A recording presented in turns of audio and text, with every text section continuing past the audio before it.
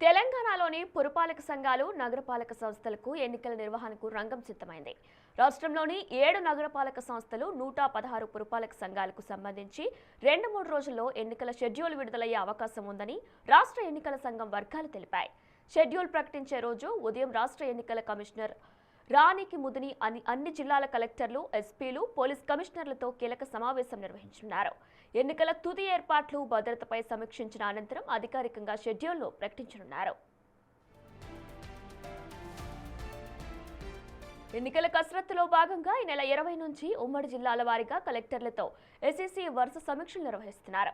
ఇప్పటికే రంగారెడ్డి, మెదక్ జిల్లాల కలెక్టర్లతో భేటీ ముగిసింది.